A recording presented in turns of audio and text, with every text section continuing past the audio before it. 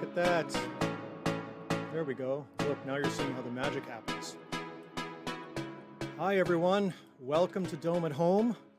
I'm your host, Scott Young, and it's one of those days. It's been one of those weeks, actually. I arrived back in Dome at Home Central Studio Command Center about 8.5 minutes ago after being trapped in traffic, after doing a bunch of ferrying kids around for end-of-year activities and things like that. So apologies for the delay here. Thanks, Tiffany, for pointing out that maybe Facebook is not up. So I'm going to just share our YouTube link over to that because we don't have time to troubleshoot it.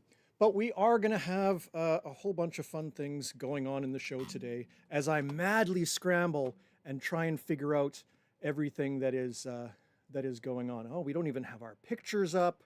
We don't even have, oh, let's see, we've got, it's Pride Week, so we've got the Special Museum Pride logo up. Excellent. Oh, and now I can watch myself on YouTube. Isn't that nice? Okay, I'm just going to share that link over to Facebook just so that we can have a nice way for the folks on Facebook to be able to watch us as well. Yes, it has been, in fact, a day. So, we are, well, and despite all of, my first world problems, it's been a day for a lot more people than just I. As many of you have commented, it is very smoky out there. We have a provincial-wide state of emergency here in Manitoba due to the wildfires that are burning both in the northern part of the province and also in the eastern part of the province over near the Whiteshell Park. Those areas have started to reopen, but we have 17,000 people evacuated from areas around Flin Flon and farther north. The Air Force is bringing in some transport planes to get to the folks at Cross Lake, where road access isn't great right now. So it's quite the problem in terms of things.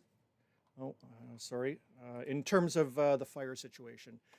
That will impact astronomy, but hardly the most important impact that will, of course, occur.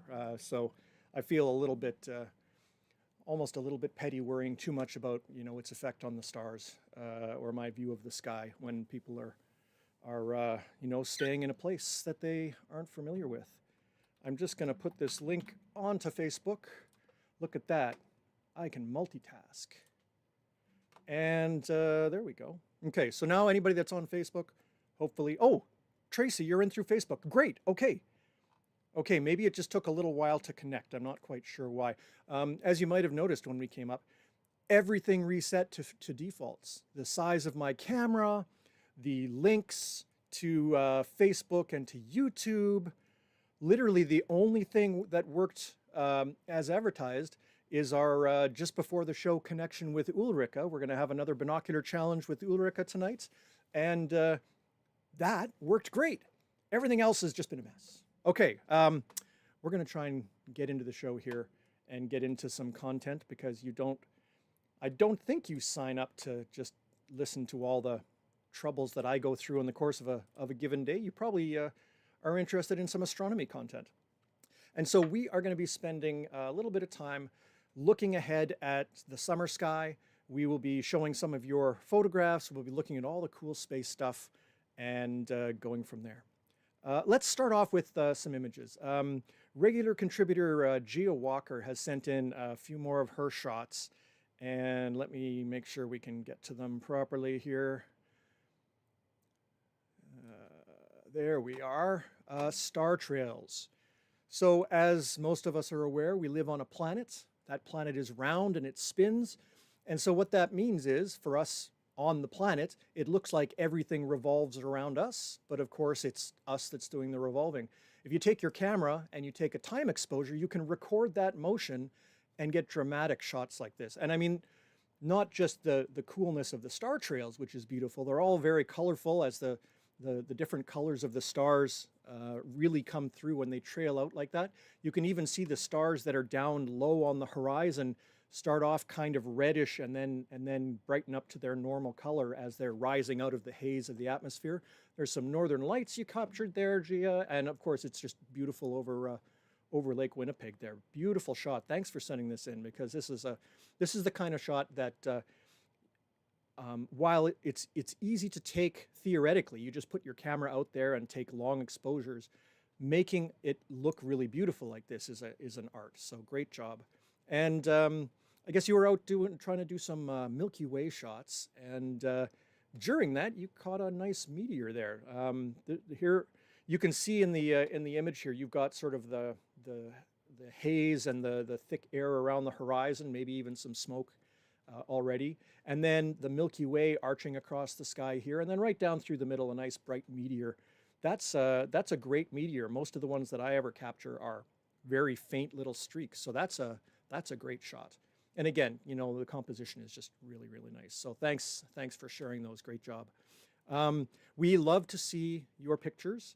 I have to say that the rate has slowed down of late. I know people are busy and things like that, and maybe we haven't had as many clear skies or dark nights as we'd like, but it is certainly always wonderful to see your images or your drawings or hear your stories of observing. You can reach us through all the usual ways through Facebook, or the best way is emailing me space@manitobamuseum.ca. That actually goes right to my desk and bypasses all the contact forms and things like that you'd normally have to do. And so yeah, if you want to see your images, or you got something you'd like to share with the Dome at Home family, definitely drop us a line and we would be glad to get that up there for you. All right. Let's see. So many people were checking in while I was madly pressing buttons. Good to see everyone. Sorry for not being able to say hi individually like I usually do, but certainly nice to see you all. And looks like we've got a lot of the regulars here. Great to see you. I hope none of you are directly affected by the fires, and I hope that you have the opportunity to still get a little bit of stargazing in and things like that. Even with the smoke, the stars are still there. And even if, you know, it interferes a little bit, certainly today I was out there for a couple of hours and my eyes are stinging already. But hopefully in a couple of days that'll clear out a little bit. And of course, hopefully these fires will go out in the next little while. Okay, let's see here. Oh, look at that. I had put in a close-up of the meteor from Gia's shot. And it's actually kind of interesting. I'm not sure if you can see, but there's a satellite trail in the image right over here, a thin straight line that looks like it's kind of the, you know, it's the same brightness all the way through. That's how you can tell the difference. A satellite is you know, the same thickness all the way through, the same brightness, unless it's tumbling, in which case it's a periodic change in brightness. The meteor here, it starts off faint, it gets much, much brighter, and then sort of fades away. So that's how you can really tell that. And it looks like, geez, what star cluster is that? There's a nice little cluster of stars right by the where that is. I'll have to, let's see. This is, oh, we're down into Scorpius Sagittarius here, so that's maybe, oh, is that M26? Oh, I can't really tell. Anyway, beautiful shot. So I didn't want to not show that. Oh, and look, I took a picture too. So I'm not a photographer, and so I'm using astronomy gear to take pictures, and it's not really, it's kind of designed for science. It's not really designed for taking pretty pictures, but you can fake it. And so this is through my telescope that I've used on the show before, the little 6-inch telescope. It's just it's basically a little budget astrograph, Quattro 150p from Skywatcher. I think it cost about $500. And with a digital camera, it's black and white. So you have to take pictures through a red filter, and then pictures through a blue filter, and pictures through a green filter to sort of make up the RGB that a regular digital camera would have built into it. So I spend three times as much time, and then I have to put it all together digitally, which is anyway. But we talked about galaxies over the last couple of shows, and the Virgo cluster of galaxies. Well, here it is. These are some of the brighter galaxies in the Virgo cluster of galaxies. M84 and M86 are these two bright ones. There's a bunch of little faint ones and all sorts of stuff here, but my favorite one are these two here. These are two galaxies that are basically just elliptical galaxies. There's just big balls of stars, but one has gone through the other one. And you can see all of the splash, essentially, of the stars that were pulled away by gravity and sort of splashed all over the universe. So you've got this really intricate pattern. And in that splash, there's a bunch of dark areas that maybe you can't see on this scale, but when you zoom up really close, you can sort of get a sense of them. And those are places where the material between the stars has actually been compressed together, and we're going to see baby stars form there. Our descendants, several million years from now, will see baby stars forming there, because stars take a long time to form. But anyway, this was sort of my project since the last show, trying to get enough clear nights to put all these pictures together. So yeah, it turned out not too bad, and lots of nice little galaxies. And there's actually also somewhere up here, there's an asteroid that I captured that was just sort of moving along slowly. So anyway, that was kind of a fun thing. All right, let us move on to one of the highlights of the show here. One of the, dare I say, fan favorites, because we have an expert in the use of binoculars for astronomy among us. And so we're going to take things over to, let's see if the title thing works here. We have Binocular Challenge with Ulrika. So let me make sure, are you there? I am there. Can Excellent. you hear me? I can hear you. Can everyone out there in Dome at Homeland also hear? That's what it takes. Yeah, okay. Hopefully Everyone can hear me. Hopefully everyone can hear you there. I am going to just get our images ready, and you can go ahead and introduce what we're going to talk about. Yeah, first I wanted to say, Scott, I think you need one of those time turners they talked about in the Harry Potter books, that you can be in two places at the same time. Yes, at least two places, yes. Exactly. Okay, we have the perfect object for tonight, the perfect object for our binocular challenge. Oops. Beautiful and is. Sorry, Okay. I think I just lost audio, but I can fix it. Okay. Do I go on? Or do I go ahead. Yeah, keep going. Yeah. Keep going. So as I said, the perfect object for a binocular challenge, because it is very beautiful and it is very user-friendly. So it's the Beehive cluster that's in the constellation of Cancer the Crab. I think it's one of the zodiac constellations, right?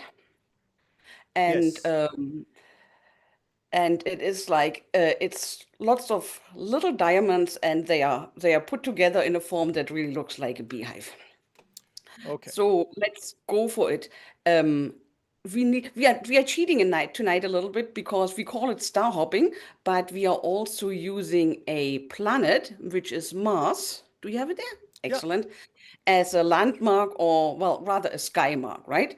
And we are starting out, however, at Capella, the really bright star in Auriga. Right over there. Oh, it's just behind you, so I'll just move that over. There we go. Go ahead. Okay. So that I always like Capella, because it's really a bright star, and I always know where I am in the sky. And from there we move to the left, and there is Castor and Pollux. So first comes Castor, and then comes Pollux. That's the heads of the twins. And now from Pollux we just make a straight B line towards Mars, and at about, well, let's say half, we arrive at the Beehive cluster. Yeah, and I'll just zoom that in here so we can see a little bit better. There we go. And it really should point out. Yeah, and it's really user-friendly also, in that you see it in pretty much all kinds of binoculars, so you don't need a big 20 by 80s, even the small ones will do it. And if you can zoom it in a little bit more, people can actually see the beehive shape. It's a little bit low in the sky already, but I thought we squeeze in one more binocular challenge before the nights get too short and we can't do anything at all. Yeah, okay. It's definitely a time when by the time the sun sets, I'm already in bed at this point, because it doesn't really get dark until right around midnight already, and it's just going to get worse for for the rest of June. So this is the So time to get out. and that's a nice object to close the season, right? Yeah, it's a perfect one. It's basically marks the end of spring, and it was I forget who named it the beehive, but basically they thought it looked like a bunch of bees all buzzing around the hive. And if you think of each of those stars there as that, I guess that works. Let me see. Does my mouse work here? Yes, it does. So these stars here are all part of the beehive cluster. And in a telescope, there's, of course, even more of them, but it really does look like a beautiful sight in binoculars. It's probably one of the better binocular targets out there in terms of, things you can see in binoculars well. Excellent. Yeah, great job. And this is, if you've got the more powerful binoculars, like the 15 by 70s or 80s, you get a little bit closer up view, but it still looks like a star cluster. In a telescope, I actually find it doesn't look so much like a star cluster anymore. It just looks like a bunch of stars across the field because you zoom in too much, and it just spreads out too much. But I think binoculars are the perfect view for the beehive. Yeah, that's really not a telescope object. That's really a binocular object. And as I said, it looks nice in pretty much any size of binoculars. So I wouldn't even go much beyond a 20 by 80. So it's the medium size is the best, I would say. Excellent. Well, thank you very much, Ulrika, and I hope some people will take you up on the binocular challenge. Get out there and look for the beehive, and throughout. It's worth it for sure. Yeah, excellent. Okay, and are you? I don't know when we're going to do our next one, but we'll have to come up with an object. If there's an object you'd like to see show up in the binocular challenge, let us know, and maybe we can fit it into the schedule. Very good. I hope everyone has a good evening and then a nice summer. Bye bye now. Thanks a lot.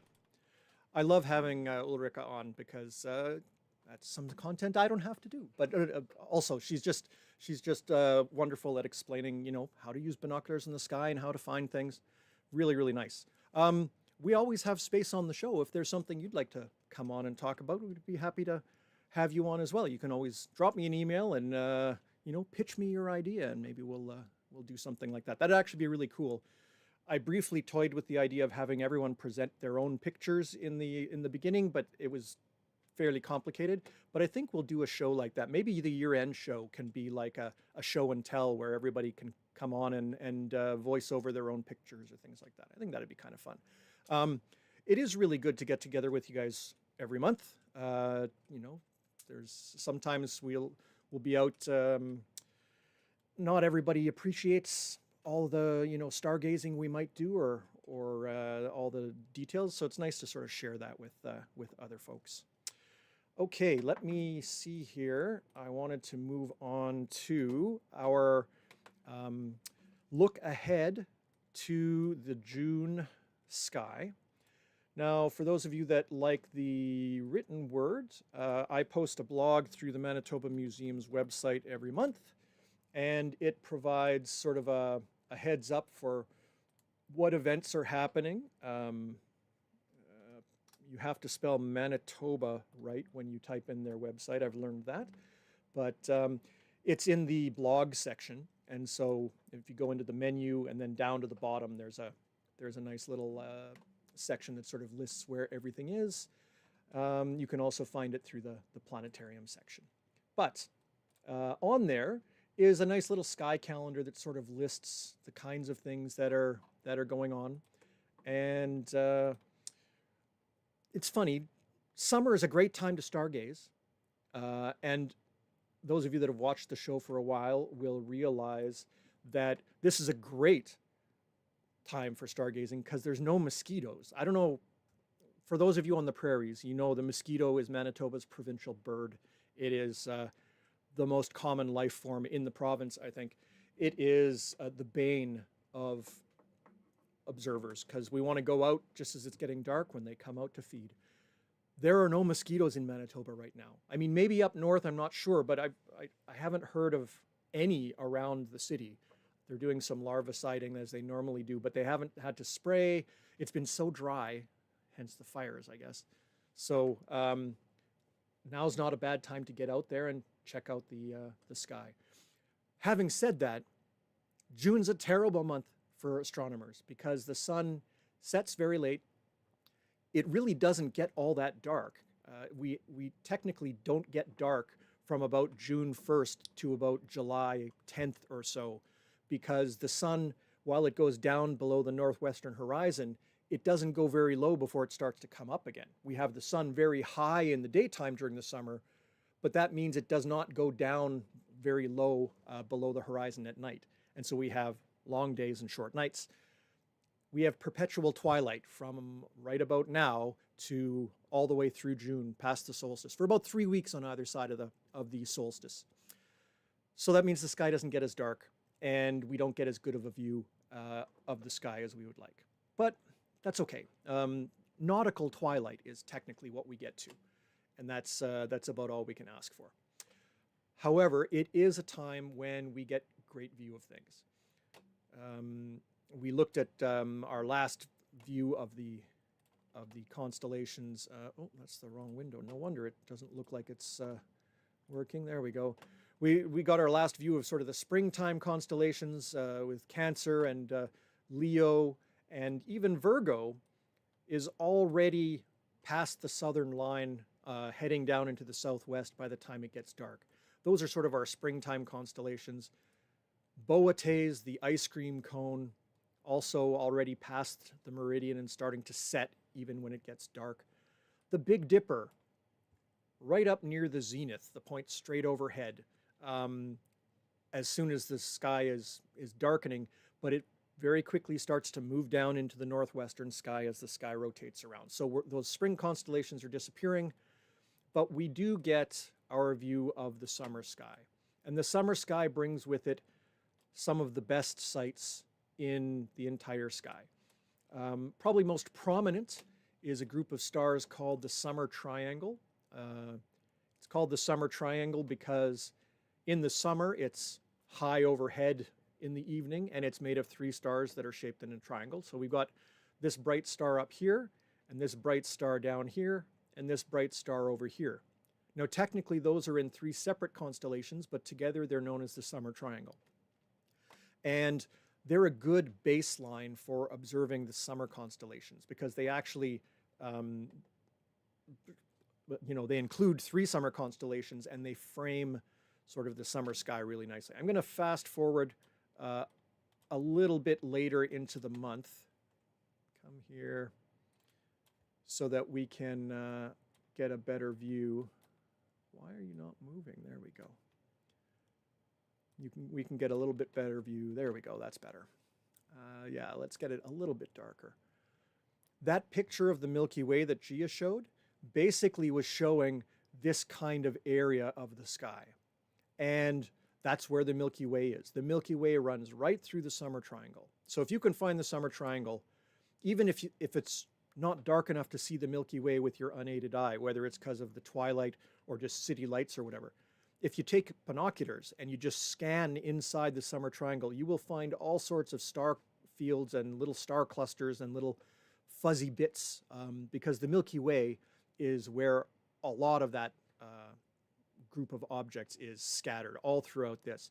And when we look down towards the point of the Summer Triangle and then off towards the southern horizon, that's actually looking towards the very center of our Milky Way galaxy. Now, we get a terrible view of it from here in Manitoba because it just barely comes above the southern horizon from our latitude. If you go farther south, though, that part of the sky is tilted up higher and you start to get a better view. So if you're down in Texas, I don't know if Krishna signed in, but we got a few folks, a few watchers down in Texas. You get a much better view of the Milky Way center than we do. Having said that, it's still pretty darn good. As the month goes on, well, the moon gets in the way, but when the moon's not in the way, each day the Milky Way will be a little higher and a little easier to see, and you start to see some of those nice, beautiful, here, let's bring the horizon up, just above the southern horizon. Now, this is where the smoke comes in. Usually, if there's smoke or haze or fog or whatever, it makes the parts of the sky close to the horizon hard to see, sort of fades those ones out more than everything else. So that could really put a damper on the horizon view. We saw that in Gia's image where there was sort of this band of dark near the horizon where you weren't seeing stars. if we get a clearer view, then you can really see down to the towards the core of the Milky Way. Down in the southern horizon, there are two constellations that kind of frame the Milky Way's southern area. This is Scorpio, the Scorpion. There's a bright star here called Antares, which is a reddish kind of supergiant star. And this tail of the Scorpion actually goes down below the horizon and then hooks back around. It actually looks like a fish hook or a scorpion. And these are the claws up front here. And then over here, we have another constellation, Sagittarius. And Sagittarius is supposed to be a centaur archer, but it doesn't look like that. It looks like a teapot. Here's the little teapot, and here's the spout. Here's the little handle. There's the lid, and then there's some extra stars on there that I just ignore. The teapot actually is pretty distinctive. It looks like a teapot. Once you've seen it, you'll be able to see it forever. You can't unsee it, basically. And it's kind of cool because the brightest part of the Milky Way just happens to be lined up so it looks like steam coming out of the teapot. So a friend of mine down in Massachusetts when I worked there did a little rhyme for the kids, and it was, I'm a little teapot, short and stout. Here's my handle. Here's my spout. I forget the third line, but then, oh look, the Milky Way galaxy pouring out, and he would basically draw this out, and the kids loved it. And he did it in he was from Boston area, so he had sort of the Mayor Quimby Boston accent. It was beautiful. Mark, if you're out there, miss you, buddy. So yeah, the Milky Way coming out of the Sagittarius teapot is definitely one of the highlights of not just June, but the whole summer. And especially throughout this area, as we start to zoom in, as if we were using binoculars, we start to see that the whole area is actually full of little clouds of gas and little star clusters and little star clouds. Many of these things have Messier numbers from the Messier catalog of objects that we've talked about before. Some of them don't. Some of them are just bright parts of the Milky Way. You can just look around in there and see what you discover. There's a great chart in the book Night Watch if you want to figure out which fuzzy bit is which. And you can always use an app like Stellarium here or another app. But remember, as soon as you look at an app on your phone, your night vision is ruined for a little while and you just won't see as well. So ideally, you want to do all your looking first and then go and figure out what things are. Even when your phone is on like the red light, it's still way too bright to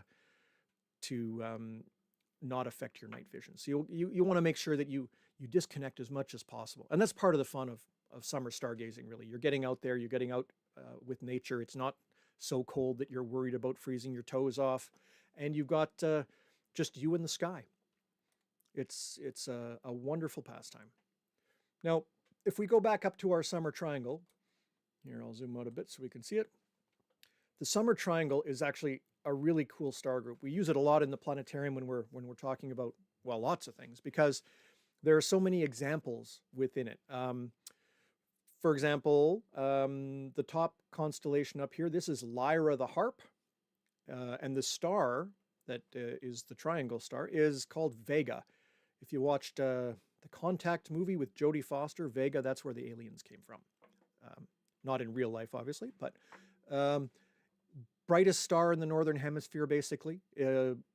Pure white color, very, very distinctive. You can definitely, when Vega's up, you know it, because it is bright. And then this little constellation, it doesn't look like a harp so much as maybe a fish with a little triangle tail at the bottom. That's what it looks like to me. Down at the bottom here, we have Aquila the eagle. And so this group of stars is an eagle carrying a small child that it has kidnapped. There's a Greek story about that. I'm not going to get into it. It's weird. But that's what the constellation is supposed to look like. To me, this looks more like, well, okay, maybe a bird. You could imagine the wings sort of being this triangle. But to me, it actually looks like a stingray or a manta ray with a long tail. That's what I think of it as. And then finally, probably the best looking constellation of the three of them, the other star up here is called Deneb. and it is the tail of Cygnus the swan. So the Cygnus goes along here. This is its long neck. There's its beak, and then its two wings are out on these sides here. And it's surprisingly symmetrical. Like when you look at it in the sky, it really does kind of look like a swan flying along the Milky Way. A friend of mine and Cree skyteller Wilfred Buck taught me that the Cree call this Niska, the goose, which actually makes a lot more sense for Canada than a swan.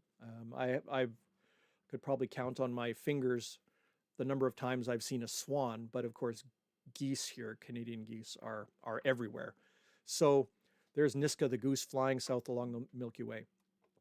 So 3 separate constellations. The 3 stars are actually really neat. I don't know if I mentioned the name of the star at the bottom. This is Altair, which it shows up in some Star Trek episodes. It's one of the sort of local stars that are part of the Federation. And that's because it's close to us. It's only about 16 and a half light years away. So if you are 16 going on 17, the light that we are seeing tonight from this star, from Altair, has been traveling through space your entire life, 16 and a half years, and it is just reaching us today. So we're actually not seeing what Altair looks like today. We can't see that because what it looks like today is only going to be known when the light has traveled 16 light years all the way to us. So we're looking back in time 16 years. Well, for people, looking back in time 16 years is pretty significant. Like if we Fallon, you're out there, I think, with Phil. I know you're older than 16, but if we looked at you 16 years ago, you would be significantly different than you are today, right? Whereas stars, not so much. Like 16 years is nothing for a star because they last for billions of years and they hardly change at all over that time. But the principle holds when we go farther away. This star up here, Vega, about 50 light years away. So if you're 50, that could be, that's your star. The light has been traveling for 50 years until it gets to us. And it works for even farther stuff. Deneb, a little bit farther, 1,600 light years away. So that is, a very, very distant star. And as we go farther and farther out into the galaxy and then to other galaxies, we look back millions or even billions of years. Telescopes are time machines. And that's how we sort of figure out how the universe has changed and how things sort of are going through their different patterns, because we can't see it happen in real time. But as we look farther away, we see older things. And that gives us a view of the earlier universe. These are the kinds of things that I sit and contemplate when I'm just lying out on a blanket looking up at the summer sky. Now, it is June. It is leading up to summer. But as the night goes on, longtime viewers will remember that after midnight, you start to get a preview of the next season. So around 3 in the morning, if you're looking over towards the east, these are all fall time constellations, but we do in fact get a view of them now after midnight. And actually after midnight and into the dawn sky, that's when most of the planets become visible. We did talk about Mars. Mars is still in the evening sky for a few more weeks. Jupiter is already disappearing. Venus disappeared already. They're all popping up in the morning sky now. Let's see if I can find a time when the planets are up, but the sun is not quite risen yet. There we go. Here's your morning sky, around 4:15. That's about when the cat wakes me up wanting to feed it. We got Saturn over there. Saturn actually comes up pretty early. You can get a good view of it. And it's starting to get up higher in the sky by dawn. Unfortunately, we're at a point in its orbit where Saturn's rings, let's zoom in here. This is why I love Stellarium. You can just zoom in. There's Saturn's rings. They're almost edge on. Oops, hey, come back here. There we go. And you can see a whole bunch of Saturn's moons. I think we talked about it last month during Cool Space stuff. Saturn now has 274 moons, so lots more moons. but there's a whole bunch of them that we can see in a small telescope. So I'm going to try and get up early to get some shots of Saturn in the next little while. At least I tell myself I'm going to try and get up early to do all that. It's pretty easy to convince myself to stay in bed. But here's something neat. Close to Saturn is another planet. In fact, very close to Saturn over the next little while. Oh, that's not what I wanted there. We'll just zoom out here. There's Neptune right over there. Neptune is certainly within the field of view of binoculars. Here's the same binocular view that we showed of the Beehive cluster. There's Saturn, and Neptune is kind of the first bright star to the upper left from Saturn. Neptune shows up in binoculars on a dark night. You can't see it naked eye. That's the most distant planet in our solar system that you can easily see. And there's actually a whole bunch of other asteroids around, but they're way fainter and way smaller. But Saturn and Neptune basically spend the summer very close to each other. So that's something to check out as well. There's more details on the blog on manitobamuseum.ca. Okay. Then we come to some of the more challenging sites. Venus. Oh, I see there we go. Venus rises just before the sun. Remember, we had Venus in the evening sky, and it was up really, really high and just so beautiful for months and months and months. It must have been 8-9 months. And now it's swung around to the other side. And it just turns out that the timing of when it switched to the morning sky means that the same angles that sort of added up to give us a nice high view of Venus last year are subtracting from each other this time and keeping Venus very low for us this year. So in the morning sky, Venus does not get up very high before you start to get a nice bright sunrise happening. But if you do get up, you can check it out. It also goes through phases like the moon. And actually this month, it's going to be going through sort of its quarter phase. So this is kind of the equivalent of a last quarter Venus coming up this month. That's only really visible in a telescope, but even a small telescope with some magnification, you can see it's not just round, it's a half moon kind of shape. And then we also have the beautiful crescent moon. Well, the moon will go through its cycles and things like that, but also in the morning sky is the planet Uranus. Don't bother looking for it this month. You'll have to wait a couple of months until it's farther away from the sun to really get a good view of it. Now, the moon, as it changes from day to day, as it orbits the Earth, will pass all of these planets and some bright stars. So you've always got sort of a nice photo op coming up within a few days to see the moon close to something. And again, that's in the sky calendar on our blog, and that'll give you sort of a heads up of the kinds of things that are happening. One event I will call to note, though, is the summer solstice. The summer solstice will occur 9:42 p.m. Central Daylight Time on Friday, June the 20th. That is the official beginning of summer, says someone.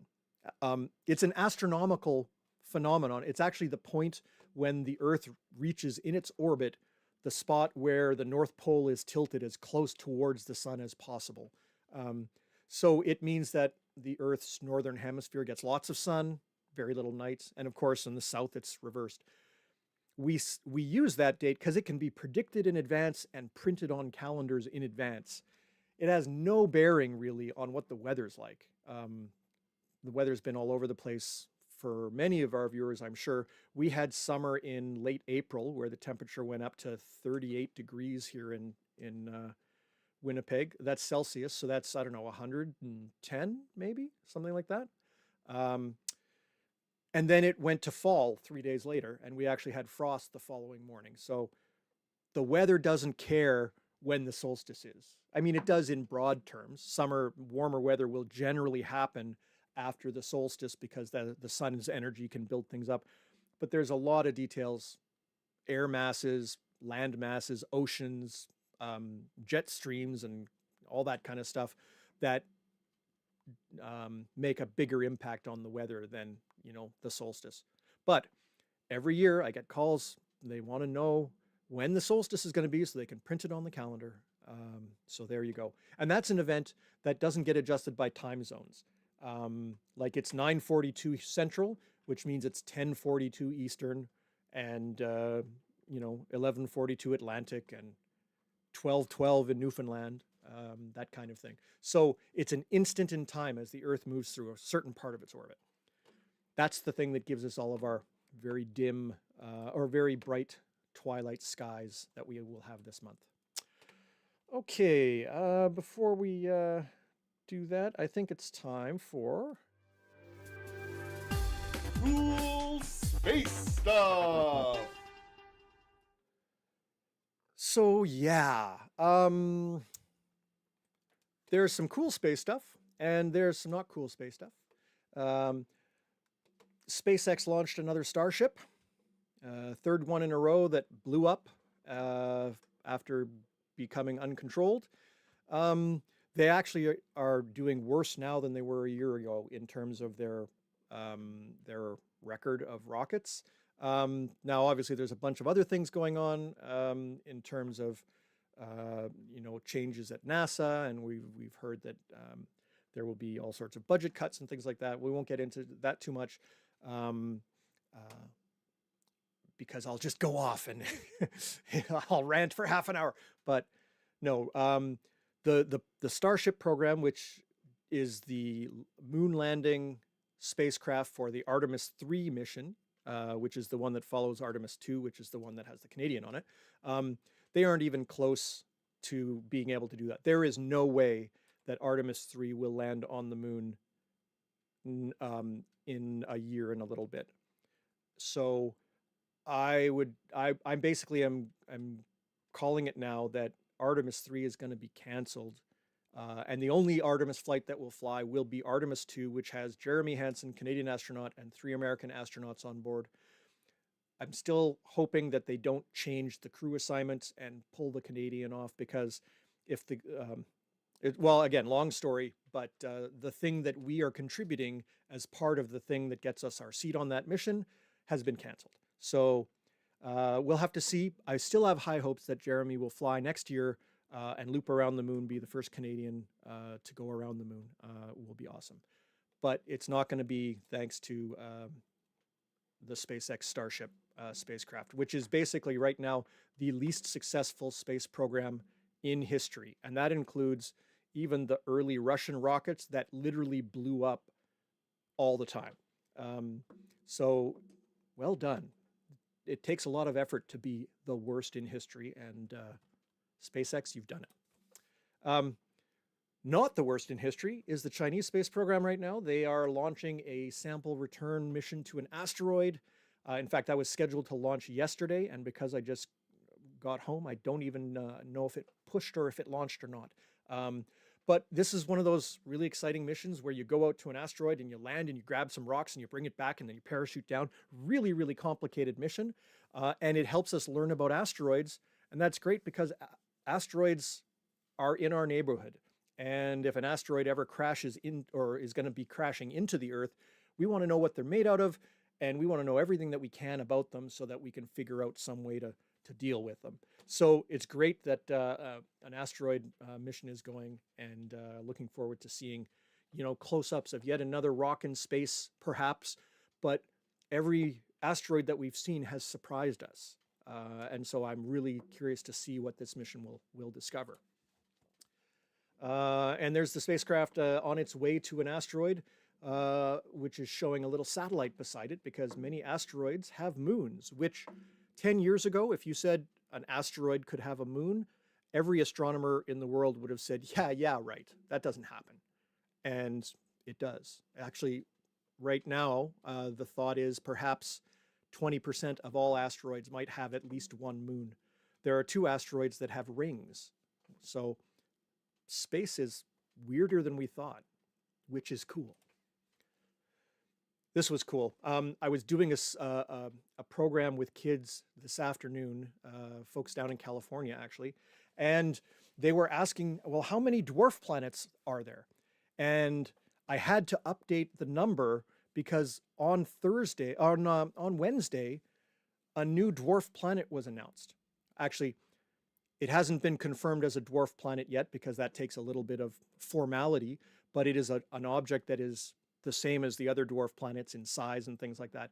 But look where it is. Here's the sun. Yeah, there's the sun. There's the orbit of Neptune. So on this scale, the Earth would be so close to the sun that you couldn't even distinguish it. Like we're almost right in the middle there. Here's the orbit of Pluto, which is mind-bogglingly big.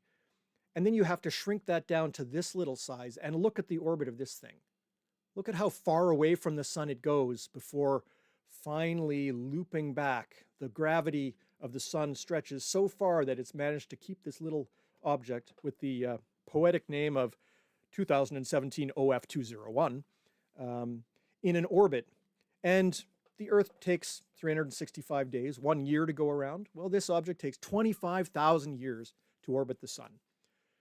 And right now, it's at its closest point. That's kind of why we found it, because there's no way we would see it when it's way out here. So that makes me wonder, how many other objects are there like this that are just happen to be out in the outer part of their orbit, and so we can't see them right now? And we won't discover them for, thousands of years until they get closer. The solar system, again, stranger than we thought. And this is why we don't have Pluto on the list of major planets. Because Pluto is a dwarf planet. I know when we were kids, Pluto was the 9th planet. To be honest, that's because we didn't know what else to call it. We were just calling everything, it's either a planet or a moon. Well, it turns out that the solar system's more complicated than that. And now we talk about rocky planets and gas giant planets and ice giant planets and hot Jupiters and super hot Neptunes and super Earths and all these different kinds of planets that we've discovered as we look at other solar systems out there. And one of the categories is dwarf planets. And we have 5 dwarf planets in our solar system: Pluto, Sedna, Eris, Haumea, and Makemake. We have a couple of other candidates, Quaoar and what's the other one? I can't remember. And now we have this one as of Wednesday. So imagine if you're a kid and you're about to write your science test, and the question is, well, how many planets are there in the solar system? And we made you not just learn the big 8, but also the dwarf planets. And then this discovery happens that day. Like, what's the right answer? Is that, and this is not the only dwarf planet we're going to find. We're probably going to find another couple dozen, maybe 100 more. That would be a really long list of planets you'd have to memorize. So kids don't have to memorize dwarf planets. Is a dwarf planet still a planet? Well, it's got planet in the name. It's a certain kind of planet. It's different, yes. Doesn't make it any more or less valuable or anything like that. But anyway, these discoveries, this is why we took Pluto off that list. Because if we included Pluto, we got to include all these little guys. And for those of you that know the band, They Might Be Giants, they did a great album called, I think it's called Science is Real. It's a whole album of science-based songs. And one of them is sort of like a solar system rap kind of thing, where they just do this kind of funky beat, and then they talk about all the different planets in the solar system. And they sort of sum up things by saying, there's Pluto and a bunch of other stuff. And they just leave it at that. Maybe that's what we should just say. There's 8 planets and a bunch of other stuff in the solar system. Okay. You may know that we have a spacecraft called SOHO that does nothing but stare at the sun. Now, it's got built-in protection. There's a physical shield inside the telescope optics that blocks out the bright part of the sun. This little white circle, that's the size of the actual sun. And you can see the arm that holds the thing in the telescope here. And this is what we're interested in. These are the streamers coming out from the sun, the solar wind. And it basically stares at the sun and looks at all of the potential eruptions and coronal mass ejections, as they call them, the things, the storms and things like that blow material off the sun. So if you watch the videos from SOHO, there's these amazing explosions that we see from the sun. But it also captures things in the background. Sometimes when a comet goes by the sun, you'll see it in a SOHO image. And right now, the sun is in the constellation of Taurus the Bull. And we know that because you can actually see the Hyades, the face of Taurus the Bull, in the SOHO spacecraft. The sun is just right up above the constellation of Taurus right now. And I happened upon that just because I was checking these things just to see what was going on, and just happened to recognize the stars there. So this date probably doesn't match whether you're a Taurus or not according to horoscopes, but I can confirm empirically that the sun is in Taurus right now. I have no idea what that means. Okay, let us see. I realize that my chat window closed, and if there are questions, I've been completely ignoring them. So let me just take a look to see what we have here. In fact, did it completely close? Oh my gosh, it did. Okay, let me just go back here and see what we can do. Oh, Rowan says hi. Hi, Rowan. Oh, nice to see you. Well, kind of see you. I got to chat with your mom when they were here. It was really cool to see you as well, Melissa. It was nice to be there, and nice to see you, Rowan. When is the Gia is asking, when is the best time to look for this? I wonder what I was talking about when you asked that question, Gia. Maybe you can update your question in the chat and I can get to it there. Let me see here. Does it usually work out that the less of the rings that we see, the more moons are visible? That's a great question. Not exactly. There are only about 5 or 6 moons of Saturn that are bright enough to see in sort of backyard telescopes, Phil. And we can see those almost no matter what, whether the rings are tilted or not. But there are a couple of them that are in very close to the rings, and they become a bit easier when the rings are not as bright because there's not as much contrast, especially if you know, the fainter ones, when they're close to the rings, can be a little harder to see. So that is I guess that's a bit of a factor for helping to see those inner ones. Theoretically, it will also reveal some of the ones that are in there so close or even inside the rings, but I don't know of many people that have actually spotted those, at least with, you know, backyard telescopes. Let's see. Somebody's got, astrologically, we're into Gemini season. There you go. Okay, so Gemini is, Gemini, yeah. Okay, so Gemini is one constellation forward, because when the constellations were set, that was a couple thousand years ago, and actually the sun's path relative to the stars was different. The Earth's orbit precesses over a 26,000 year cycle. And so things get out of sync. But anyway, there you go. During the binocular challenge. Yes, Gia, the best time to go out to see the beehive is right as soon as it gets dark right now. Probably by the end of June, it'll be too low into the bright sunset to be able to spot it. So go outside, I would say, you know, as soon as it's starting to get dark. And by the time you're sort of adapted to the darkness, the stars that will have come out, and you'll be able to do the star hopping that Ulrika said. You're looking sort of in the west part of the sky, fairly low down, so you'll have to move to a spot where there's no trees or things like that. So definitely something to look for the binocular challenge. All right, let me see here. We also have. I thought we had one more. No, I guess we do not. Okay. As always, it's been fun hanging out with you. I'm sorry that today was a little bit rushed, but we will be doing a few different things over the summer. I've got my remote observatory back functional again, and so I'll be going live on my Scott the Skywatcher Facebook page occasionally, just taking a look at the things that happen to be up. So that'll be coming up. And coming up on Canada Day, the Royal Astronomical Society of Canada's Winnipeg Centre, the local astronomy club, is going to be out at Assiniboine Park for the Canada Day festivities. And so we'll have telescopes set up to look at the sun and things like that. Hopefully we'll have some evening stuff going on in the fall when Saturn starts becoming visible, because that's always a highlight. Thanks to Gia and all the folks that send in images. Love to see more pictures, more stories. Would love to have more folks on the show and chat. We will bring you our interview with the head of the Psyche project. The video that came back from from the recording from that needs a little bit of work, and so I didn't have time to get that ready for you. I wanted to make sure that we had a good version of that, but I chatted with the folks at the Psyche mission to the asteroid Psyche, which is made out of solid metal. We got an update on the mission there, some of the problems that they've faced, and sort of what's happening next. So that'll be really cool. I was down in Florida for that launch, and so I've really taken it's kind of become my pet mission of following on, even when nothing is happening.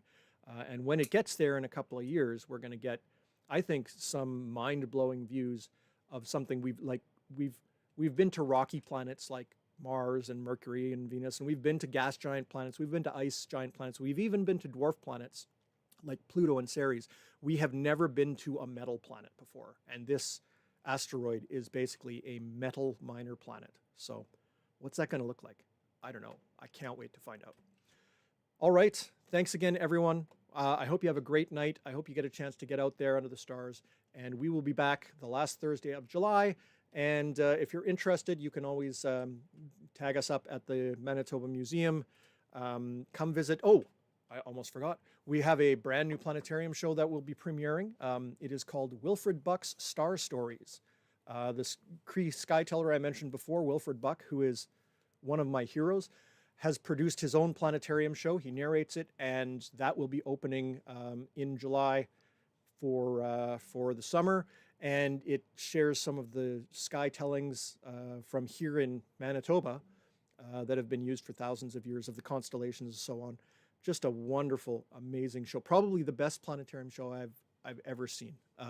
So check that out. And of course, we've got all sorts of other shows running as well. So you can come and visit us at the museum, the planetarium, the science gallery. We'll see you soon. And I hope you have a good time under the skies. Good night.